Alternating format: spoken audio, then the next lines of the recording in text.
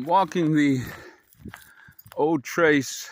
I'm heading south on this part of it.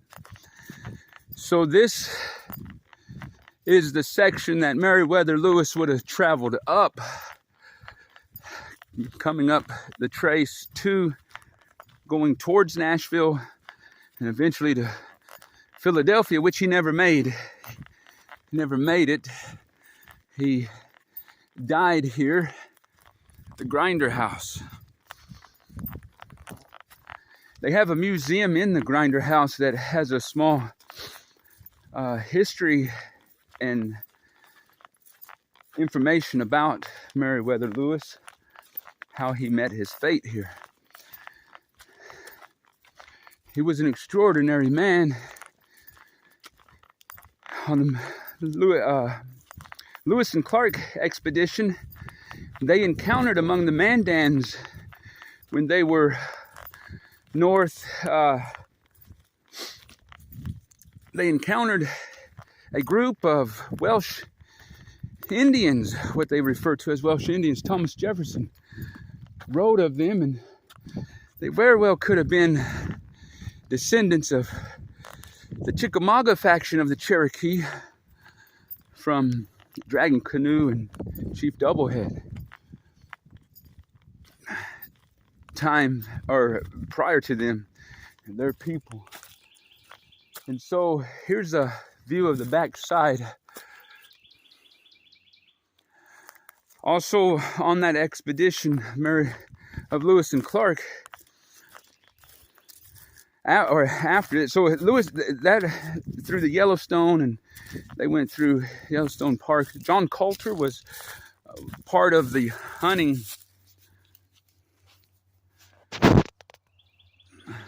group. I don't know if that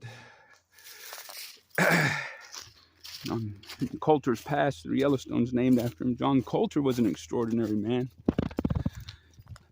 After the Lewis and Clark, that Nez Perce party ventured to St. Louis looking for the Heavenly Book, which they was unable to obtain, but their journey appeared in the newspaper, which inspired missionary Jason Lee to go out west and try to take the gospel to the Nez Perce, and found them that it wasn't an easy task. So he returned from his efforts, but Marcus Whitman and his wife went out. They were Presbyterian missionaries. They started the Whitman mission among the Nez Perce, and was working at translating the Bible, the New Testament, and also they were doctors and helping there was a sickness going around. I do not remember the sickness that was going around among the native children, but they were dying. Jean Paré de Smet, a Jesuit missionary, was also in that area, and he instigated unsettlement, and even instigated the natives to go and massacre the Whitmans at their mission, accusing them of being the cause for the sickness. The Whitman massacre that occurred there in northern Oregon, which they was evangelizing.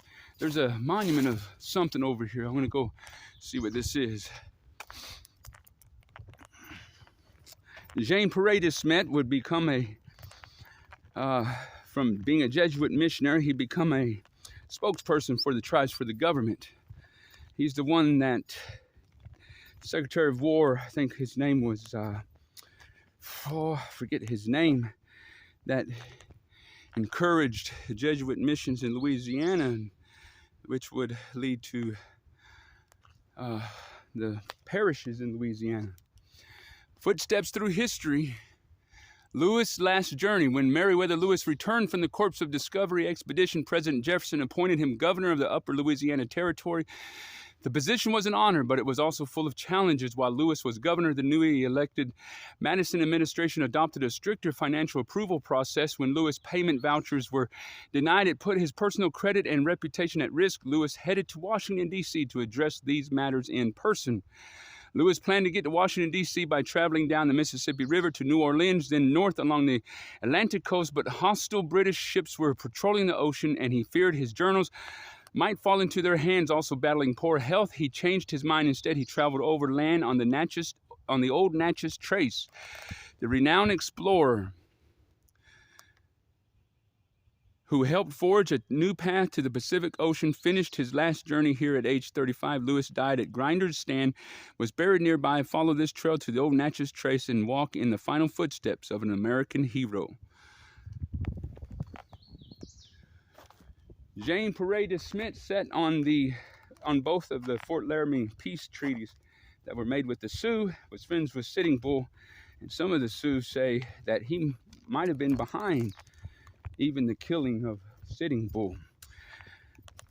But nonetheless, it's interesting. I've read the journals of Jean Paré de Smet. He answered to no one but the Pope, and he saw himself only accountable to the Pope. He also was the one that was behind the news of the gold rush, that inspired the gold rush.